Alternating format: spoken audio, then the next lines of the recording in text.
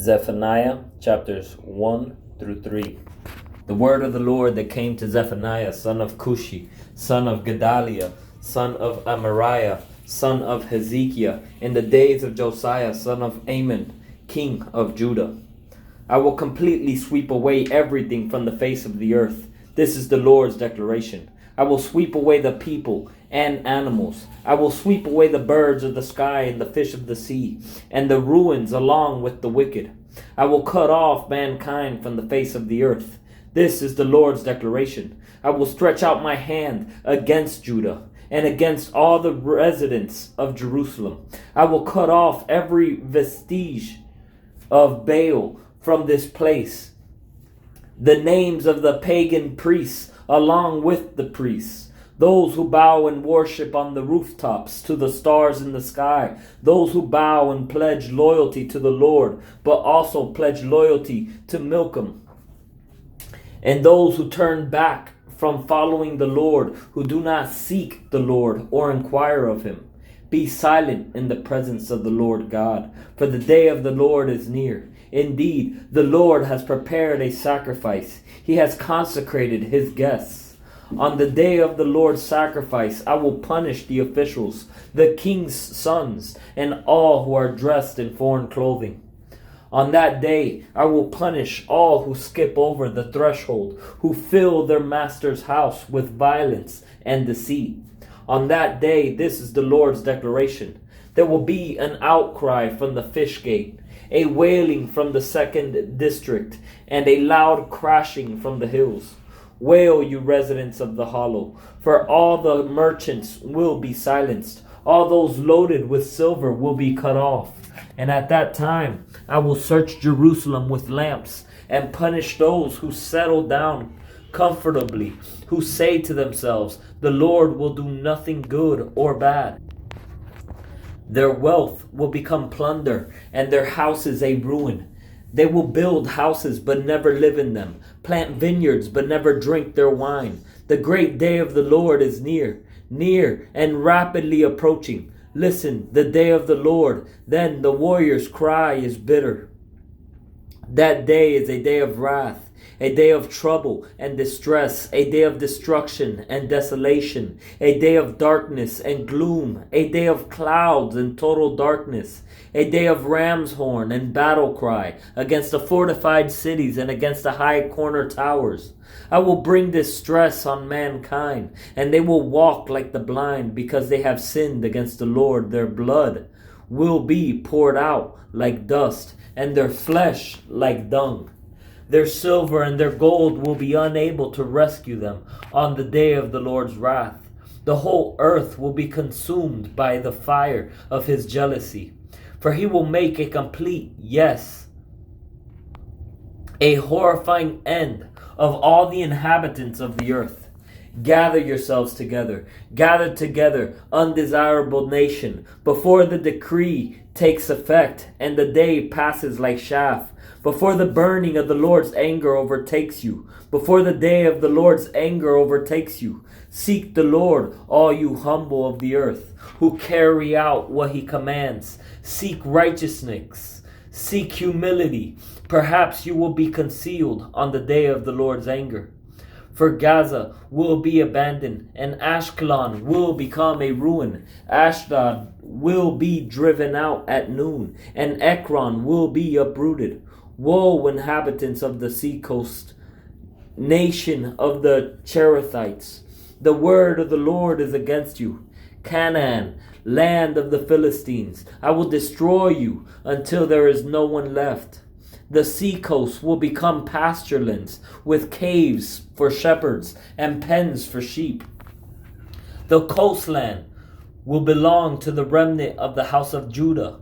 They will find pasture there. They will lie down in the evening among the houses of Ashkelon, for the Lord their God will return to them and restore their fortunes. I have heard the taunting of Moab and the insults of the Ammonites, who have taunted my people and threatened their territory. Therefore, as I live, this is the declaration of the Lord of armies, the God of Israel. Moab will be like Sodom, and the Ammonites like Gomorrah, a place overgrown with weeds, a salt pit and a perpetual wasteland. The remnant of my people will plunder them. The remainder of my nation will dispossess them. This is what they get for their pride, because they have taunted and acted arrogantly against the people of the Lord of armies. The Lord will be terrifying to them when he starves all the gods of the earth. Then all the distant coasts and islands of the nations will bow and worship to him, each in its own place. You Cushites will also be slain by my sword. He will also stretch out his hand against the north and destroy Assyria. He will make Nineveh a desolate ruin, dry as the desert. Herds will lie down in the middle of it. Every kind of wild animal, both eagle owls and herons, will roost in the capitals of its pillars. Their calls will sound from the window, but devastation will be on the threshold, for he will expose the cedar work.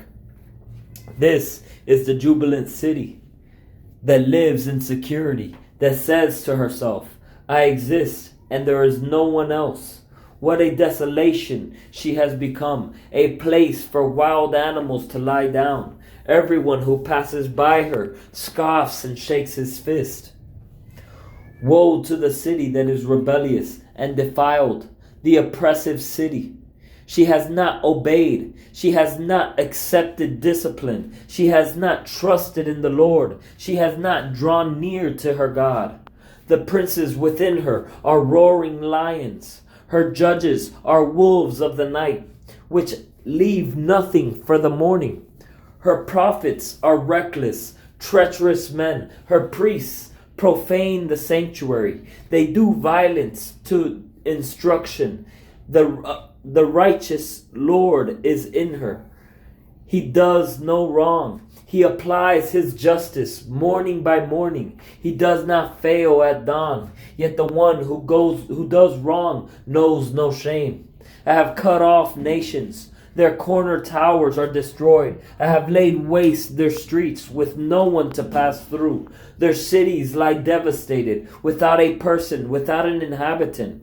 I said, you will certainly fear me and accept correction. Then her dwelling place would not be cut off, based on all that I had allocated to her. However, they became more corrupt in all their actions. Therefore, wait for me. This is the Lord's declaration, until the day I rise up for plunder. For my decision is to gather nations, to assemble kingdoms, in order to pour out my indignation on them. All my burning anger for the whole earth will be consumed by the fire of my jealousy. For I will then restore pure speech to the peoples, so that all of them may call on the name of the Lord and serve him with a single purpose. From beyond the rivers of Cush, my supplicants, my dispersed people, will bring an offering to me. On that day you will not be put to shame because of everything you have done in rebelling against me. For then I will remove from among you your jubilant, arrogant people, and you will never again be haughty on my holy mountain. I will leave a meek and humble people among you, and they will take refuge in the name of the Lord. The remnant of Israel will no longer do wrong or tell lies. A deceitful tongue will not be found in their mouths. They will pasture and lie down with nothing to make them afraid. Sing for joy, daughter Zion. Shout loudly, Israel. Be glad and celebrate with all your heart, daughter Jerusalem. The Lord has removed your punishment. He has turned back your enemy, the King of Israel. The Lord is among you. You need no longer fear harm.